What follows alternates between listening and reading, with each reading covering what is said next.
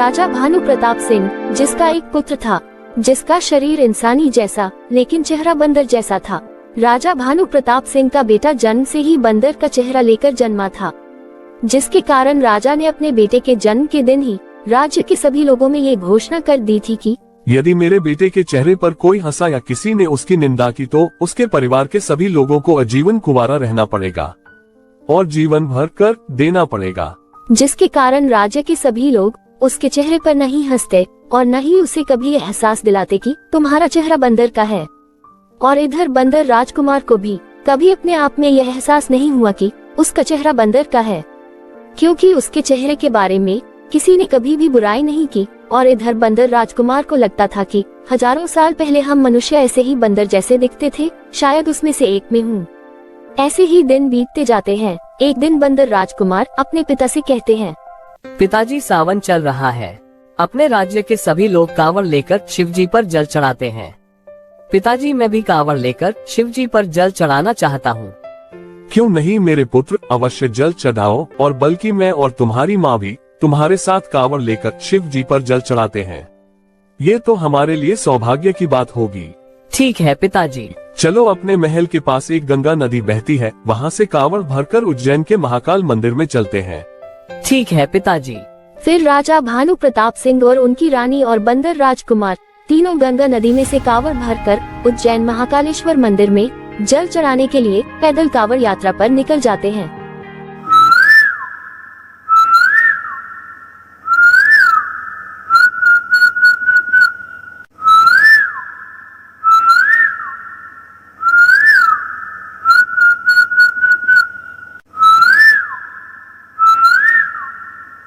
कुछ दिनों तक लंबी यात्रा तय करने के बाद वे तीनों उज्जैन के महाकाल बाबा के मंदिर में पहुंच जाते हैं।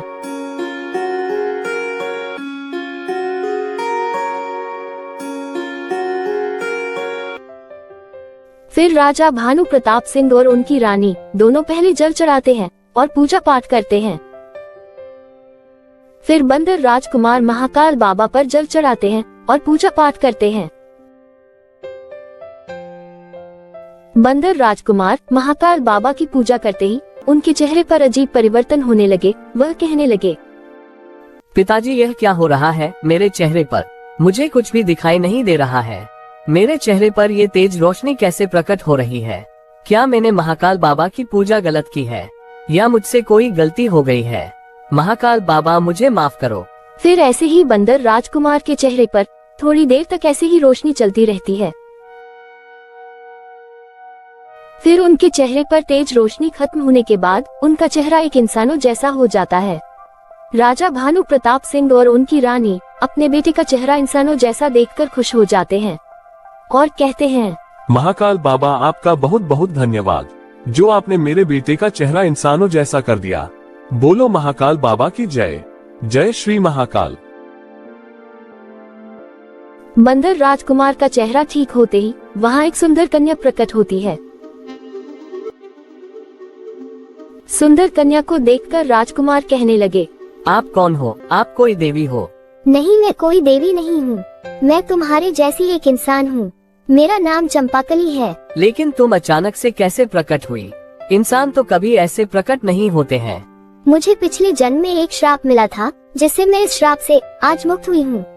और तुम भी पिछले जन्म के श्राप से आज मुक्त हुए हो, तभी तुम्हारा चेहरा बंदर से इंसानों जैसा हो गया है। ये बात सुनकर राजा, रानी और राजकुमार तीनों हैरान हो जाते हैं। और फिर राजकुमार कहते हैं, श्राप? किसने श्राप दिया था मुझे और तुम्हें? और इस श्राप से हमें मुक्ति कैसे मिली? ये सब भोले बाबा की कृपा है। हम दोनों ने उन पर जल चढ़ाया और हमें श्राप से मुक्ति मिल गई। लेकिन तुमने इस पर जल कब चढ़ाया? तुम तो दिखाई ही नहीं दी हमें। जल तो केवल मैं अकेला ही चढ़ा रहा था। जल तुम अकेले नहीं चढ़ा रहे थे, मैं भी तुम्हारे साथ जल चढ़ा रही थी। मैंने भी तुम्हारे साथ ये कांवड़ यात्रा की, क्योंकि मुझे अदृश्य होने का श्राप मिला था, जिसके कारण मैं किसी को दिखाई नहीं दी। अदृश्य? क्या मतलब है तुम्हारा? और हमें किसने श्राप दिया था? तुम बातों को ऐसे गोल गोल मत घुमाओ, साफ साफ कहो, मुझे तुम्हारी बातें समझ नहीं आ रही। फिर चंपाकली अपने पिछले जन्म की पूरी बातें बताने लगी। रामपुर नाम का एक गांव था जहां एक बड़ा शिव मंदिर था जिसका कार्य पंडित रविदास जी देखते थे। वे 12 गांव के पंडित कहलाते थे। उनके पास 12 गांव के लोग सब तरह के कार्य जैसे कि शादी के लिए गुण मिलाना, घर का मुहूर्त पूछना या किसी कार्य में बांधा आना, इस तरह सब तरीके के कार्य पूछने आते हैं। पंडित रविदास जी को कुछ शक्ति भी प्रदान थी। पंडित रविदास जी के 3 बेटे थे। सबसे बड़े बेटे का नाम विष्णु था जो तुम थे। पंडित रविदास जी ने सभी जात वालों को बिना भेदभाव के मंदिर में पूजा पाठ विधि विधान से करने देते थे। वो कभी भी किसी भी जात वाले को कुछ नहीं कहते। वे हमेशा सभी को सम्मान पूर्वक शिव मंदिर में पूजा करने देते थे और तुम भी अपने पिता के साथ मंदिर में आते जाते रहते थे। और इधर मैं भी उस शिव मंदिर में हर सोमवार पूजा करने के लिए आती रहती थी, जिससे मेरी मुलाकात तुमसे अक्सर होती रहती थी। लेकिन मैंने नीची जाति में जन्म लिया था। मैं हर सोमवार शिव मंदिर में पूजा करने के लिए आती थी, जिससे मेरी और तुम्हारी दोस्ती हो गई। फिर दिन बीतते गए, हमारी दोस्ती ऐसी ही चलती रही, लेकिन अक्सर बातचीत और ज्यादातर साथ में समय बिताने से हमारी दोस्ती प्यार में बदल गई। एक दिन तुमने मुझसे कहा, चंपाकली तुम मुझे बहुत पसंद हो, मैं तुमसे शादी करना चाहता हूँ। लेकिन विष्णु, मैं तो नीची जाति से हूँ, तुम्हारे पिताजी नहीं माने तो? तुम पिताजी की चिंता छोड़ दो, वह सभी जात वालों को एक समान समझते हैं। वो मेरी बात कभी नहीं टालेंगे। बस तुम ये बता दो कि तुम भी मुझे पसंद करती हो या नहीं। हाँ विष्णु, मैं भी तुम्हें बहुत पसंद करती हूँ। तो चलो फिर हम पिताजी से बात करने चलते हैं। ठीक है। फिर दोनों पंडित रविदास जी के पास जाते हैं और उनसे विष्णु कहता है, पिताजी मुझे चंपाकली बहुत पसंद है, मैं इससे शादी करना चाहता हूँ। ठीक है बेटे विष्णु, दिखने में तो लड़की सुंदर है, मुझे शादी से कोई ऐतराज नहीं, लेकिन ये लड़की किस जाति से है? पिताजी चंपाकली हमारे से नीची जात से है। पंडित रविदास जी यह बात सुनकर क्रोधित हो जाते हैं और कहते हैं, बेटे पूरी जाति में तुम्हें यही लड़की मिली थी, मुझे ये शादी मंजूर नहीं है, तुम इस लड़की को भूल जाओ। लेकिन पिताजी आप तो सभी जात वालों को समान समझते हैं ना, फिर आप मुझे मना क्यों कर रहे हो? मैं सभी जात वालों को समान मंदिर में समझता हूँ। इसका मतलब यह नहीं है कि मैं घर की बहू बेटी नीची जात से ले आऊं। नहीं पिताजी, तुम्हें कोई भी कुछ नहीं कहेगा, बल्कि समाज में तुम्हारा सम्मान और बढ़ जाएगा। लोग कहेंगे पंडित रविदास जी लोगों को मंदिर के अलावा घर की बहू बेटी लाने के लिए भी वे किसी भी जाति से रिश्ता जोड़ने के लिए भेदभाव नहीं करते हैं। ये तो आपके लिए गर्व की बात होगी और समाज के लोग आपसे और प्रेरित होंगे कि हमें किसी भी जाति से भेदभाव नहीं करना चाहिए। नहीं बेटे, ऐसा कुछ नहीं होता है। लोग हमें समाज से निकाल भी सकते हैं। यदि हमने नीची जाति के लोगों से रिश्ता जोड़ा तो मंदिर की बात अलग है, लेकिन घर परिवार बसाने के लिए अपनी ही जाति उचित है। हमें ईश्वर ने जिस जाति में जन्म दिया, हमें उसी जाति से ही परिवार बढ़ाने में दिक्कत क्या है? क्या हमारी जात में लड़की लड़के की कमी है जो हम दूसरी जात के लोगों से रिश्ता जोड़े? तो क्या पिताजी हम जात के कारण अपनी पसंदीदा व्यक्ति से शादी भी नहीं कर सकते? बेटे, इसे प्यार नहीं मोह कहते हैं। ज्यादा बातचीत और आपसी लगाव को हम प्यार समझ बैठते हैं, असल में यह मोह है और कुछ नहीं। तुम्हारे लिए अच्छा यही होगा तुम इसे भूल जाओ और इससे दूर रहो, जिससे तुम्हारा मोह खत्म हो जाएगा और तुम समझ जाओगे कि यह प्यार नहीं था, यह मोह था। नहीं पिताजी, मैं इससे ही शादी करूंगा, भले कुछ भी हो। आप मेरी बात नहीं मानेंगे तो मैं आपसे रिश्ता तोड़ दूंगा। वाह बेटा, कल की आई हुई लड़की से तुम अपने पिताजी से रिश्ता तोड़ना चाहते हो? मैं तुम्हें ऐसा कभी नहीं करने दूंगा, चाहे कुछ भी हो। मैं क्या अपनी इज्जत 12 गांव के लोगों के सामने खराब करूंगा क्या? मुझे दूर दूर तक लोग पहचानते हैं। लेकिन विष्णु अपने पिताजी की बात नहीं मानता है, उनसे बहुत बहसबाजी करता है। बहुत देर तक बहस चलने के बाद विष्णु चंपाकली के साथ वहाँ से जाने लगता है। बेटे विष्णु, तुम ऐसे नहीं जा सकते, तुम्हें अपने पिताजी की इज्जत का ख्याल नहीं है क्या? लेकिन विष्णु नहीं सुनता है और वहाँ से चले ही जाता है, जिससे पंडित रविदास जी क्रोधित हो जाते हैं और क्रोध स्वर में कहते हैं, बेटे विष्णु, तुमने मेरी बात नहीं सुनी। तुम्हारी यह जिंदगी मेरे द्वारा प्राप्त हुई है ना, इसे छीनने का भी मेरा पूरा अधिकार है। तुमने कल की आई हुई लड़की के लिए अपने पिता को धिक्कार दिया। तुमने एक पल के लिए भी अपने पिता का सम्मान नहीं समझा कि तुम्हारे पिता की कितनी दूर दूर तक इज्जत है। अब तुम्हें जीने का कोई अधिकार नहीं है। मैं तुम दोनों को अभी भस्म होने का श्राप देता हूँ ताकि तुम कभी भी अपने पिता को शर्मिंदा महसूस ना कर पाओ और हाँ बेटे विष्णु, तुमने अगला जन्म ले भी लिया तो तुम्हारा शरीर तो इंसानों जैसा रहेगा, लेकिन चेहरा एक बंदर का मिलेगा। और यदि इस लड़की ने भी दोबारा जन्म लिया तो इसका चेहरा तो इंसानों जैसा ही रहेगा, लेकिन उसका पूरा शरीर श्रापित चंपा का पौधा रहेगा। यह एक अदृश्य चंपा के पौधे बनकर जिएगी, जिसका पोषण पेड़ पौधों की तरह जड़ों से न होकर मनुष्य की तरह ही पोषण होगा। ये सब दूर चल फिर सकेगी, लेकिन किसी को दिखाई नहीं दे पाएगी। और चंपाकली, तुम पिछले जन्म का भूल भी नहीं पाओगी, तुम्हें ये बातें सब कुछ याद रहेगी। पंडित रविदास जी इतना कहकर हम दोनों को भस्म कर देते हैं।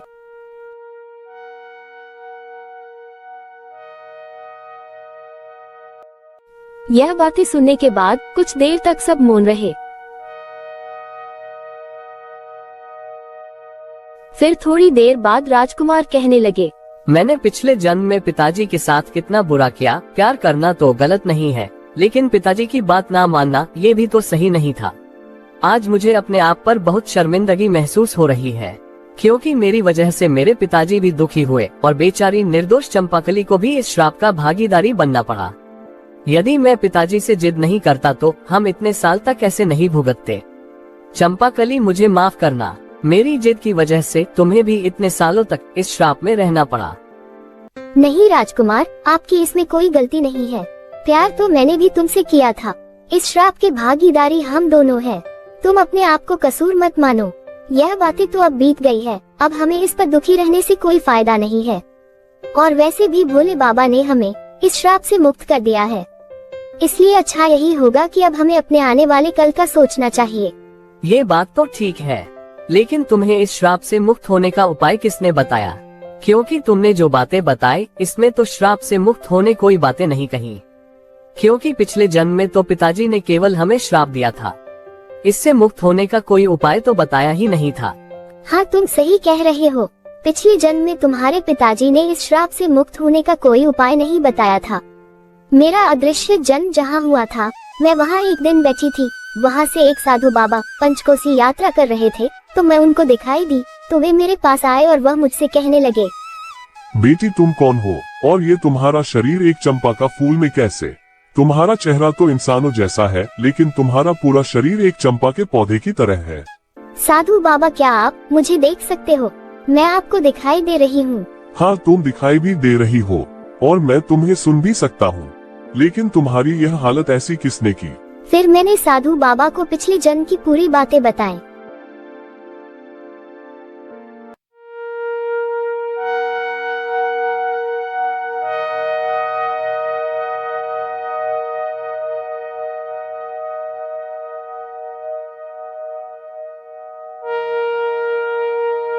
साधु बाबा ये सब बातें सुनकर कहने लगे, बेटी तुम्हारे साथ बहुत बुरा हुआ। मैं तुम्हें इस श्राप से मुक्त तो कर सकता हूँ, लेकिन तुम्हें इस श्राप से मुक्त होने के लिए उस व्यक्ति को ढूंढना पड़ेगा जिसको तुम्हारे साथ श्राप मिला, क्योंकि जन्म तो उसका भी हुआ होगा धरती पर। तुम्हें बंदर के चेहरे वाला कोई व्यक्ति मिल जाए तो तुम मेरे पास आना। मैं फिर उस व्यक्ति को इस श्राप से मुक्त होने का उपाय बताऊंगा। मैं उससे कहूंगा कि तुम कांवड़ लेकर भोलेनाथ पर जल चढ़ाओ, जिससे तुम इस श्राप से मुक्त हो जाओगे। क्योंकि तुम उससे यह बातें तो नहीं कह सकोगी, क्योंकि तुम एक अदृश्य हो। लेकिन साधु बाबा, यदि बंदर के चेहरे वाला व्यक्ति मिल गया तो मैं तुम्हें कहाँ ढूंढूंगी? तुम तो पंचकोशी यात्रा कर रहे हो। बेटी तुम चिंता मत करो, मेरी पंचकोशी यात्रा पूरी हो गई है। मैं यही पास में ही रहता हूँ। यदि बंदर के चेहरे वाला व्यक्ति मिल जाए तो तुम मेरे पास आ जाना। ठीक है साधु बाबा। फिर मैं साधु बाबा के कहने पर मैं तुम्हारी तलाश में लग गई। फिर मैंने तुम्हें सब जगह ढूंढा, लेकिन तुम कहीं नहीं मिले। फिर मुझे याद आया कि महल में तो बहुत सारे लोग काम करते हैं, क्यों ना मैं एक बार महल में जाकर देखूं। फिर मैं वहां आई तो मैंने देखा कि तुम ही उस महल के वारिस हो और तुम अपने पिताजी से बातें कर रहे थे और कांवड़ यात्रा के बारे में कह रहे थे। तो फिर मैंने सोचा कि कांवड़ यात्रा के लिए तो साधु बाबा भी कह रहे थे।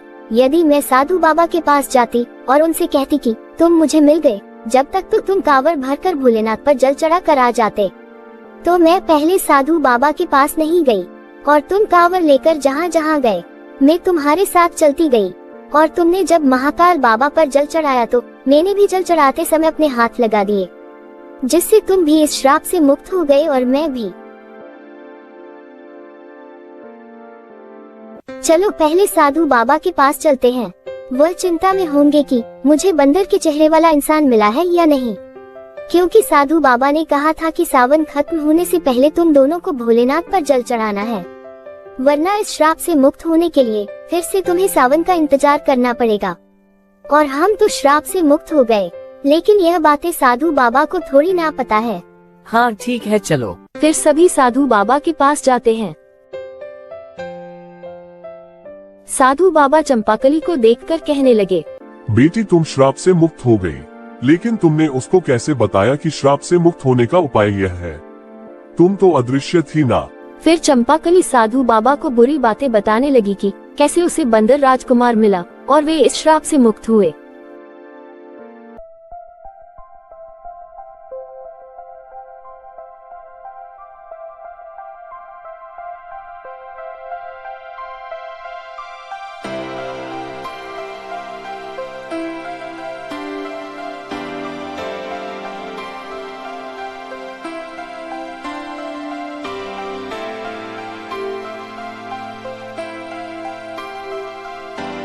चलो अच्छा हुआ, अंत भला तो सब भला। फिर राजा भानु प्रताप सिंह चंपाकली से कहने लगे, बेटी मैं तुम्हारी शादी अपने बेटे से करवाऊंगा। पिछले जन्म में तुम जातिवाद के कारण तुम्हारा प्यार अधूरा रह गया था ना, वह मैं इस जन्म में तुम्हें अपने बेटे से विवाह करवा के पूरा करूंगा। फिर सभी महल आ जाते हैं। फिर राजा भानु प्रताप सिंह अपने बेटे का विवाह चंपाकली के साथ करवा देता है। फिर सभी खुशी खुशी रहते हैं। दोस्तों आप मेरी ये वीडियो कहाँ से देख रहे हो, प्लीज कमेंट करके जरूर बताना। दोस्तों पूरी वीडियो देखने के लिए आपका धन्यवाद। फिर मिलेंगे दोस्तों एक नई कहानी के साथ।